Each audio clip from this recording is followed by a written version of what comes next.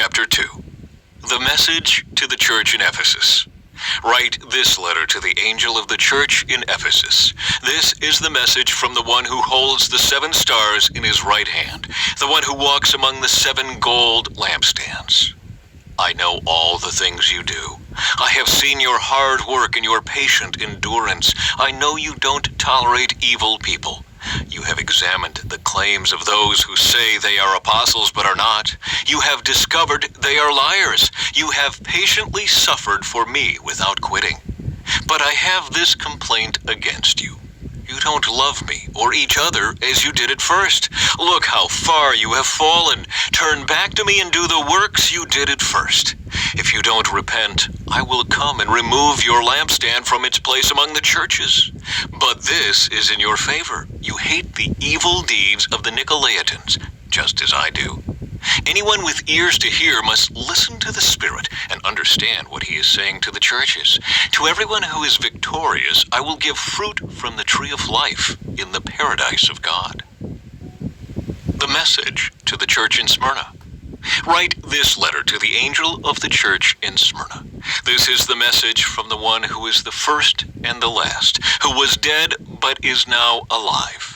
I know about your suffering and your poverty, but you are rich. I know the blasphemy of those opposing you. They say they are Jews, but they are not, because their synagogue belongs to Satan. Don't be afraid of what you are about to suffer. The devil will throw some of you into prison to test you. You will suffer for 10 days, but if you remain faithful even when facing death, I will give you the crown of life. Anyone with ears to hear must listen to the Spirit and understand what he is saying to the churches. Whoever is victorious will not be harmed by the second death. The message to the church in Pergamum. Write this letter to the angel of the church in Pergamum. This is the message from the one with the sharp 2-edged sword. I know that you live in the city where Satan has his throne, yet you have remained loyal to me. You refused to deny me, even when Antipas, my faithful witness, was martyred among you there in Satan's city. But I have a few complaints against you.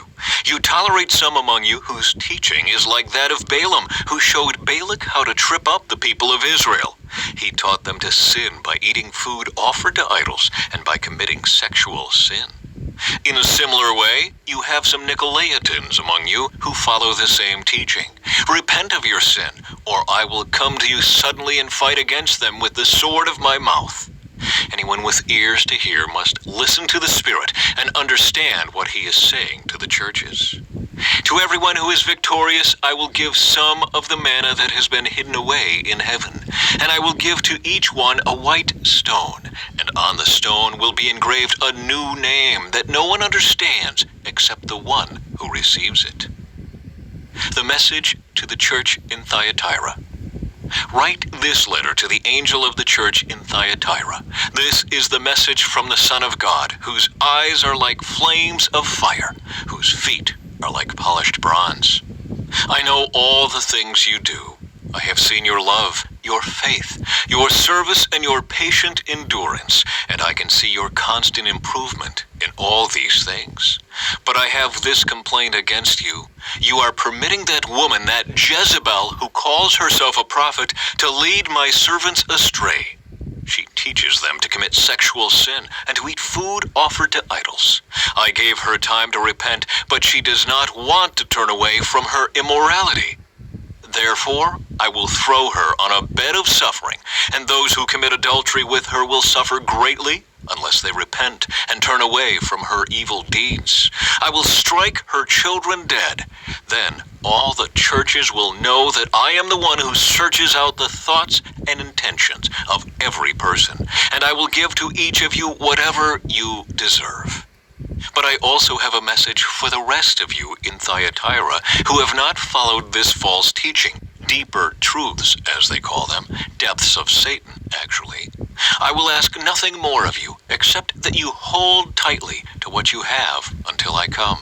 To all who are victorious, who obey me to the very end, to them I will give authority over all the nations. They will rule the nations with an iron rod and smash them like clay pots.